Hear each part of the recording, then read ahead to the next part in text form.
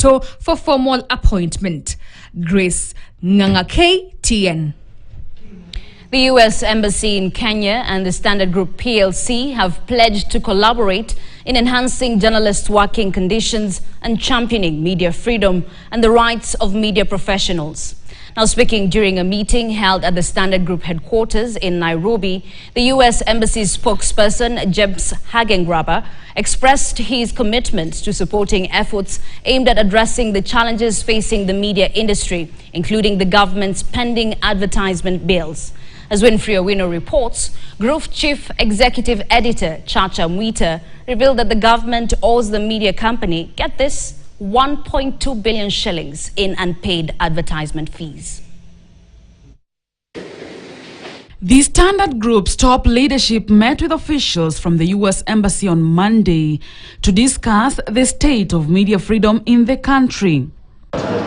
Key concerns raised during the meeting included delayed government payments totaling to 1.2 billion shillings, threats and intimidation of journalists, misinformation, digital disruption, and the lingering effects of the COVID-19 pandemic. To address the problem of digital disruption, as we speak, pending bills with government stand at the Standard Media Group stand at above 1.2 billion shillings. That is an amount of money that could change things. Out there, the government criticizes us. The last couple of days, we have had two senior leaders, one a cabinet secretary, Joho from Mombasa, saying, even if you guys are broke, get used to your brokenness or stuff like that. We have also had a State House official saying pretty much the same things. We feel that most of the institutions that used to call out the government have been silenced. Right now, even the civil society is not as powerful as they used to be. The opposition is not as powerful as it used to be. So the only entity that is speaking for the public is the media. So that's why they've started this strategy to silence journalists. And this is part of the intimidation that goes on.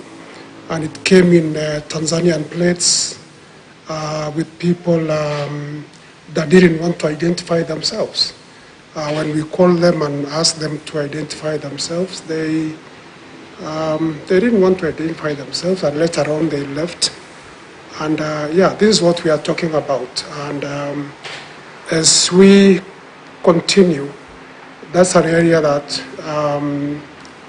it would be a good opportunity to collaborate. Chacha Mwita noted that to navigate current challenges, the company is focusing on digitizing its archives, building staff capacity, and securing funding for investigative journalism. You know, when journalists are targeted, that's not right, especially if they're not receiving protection. It seems like the police have generally been responsive. There have been sometimes privately we've raised issues. We've had media organizations come to us saying that their reporters have been targeted, international and Kenyan, and we've tried to use whatever influence we have to bring that to attention and make sure that that's done. The meeting comes just a week after Chacha Mwita's appointment as Chief Executive Editor to spearhead the Standard Group's content strategy across various platforms. Winfrey Owino, KTN. Let's head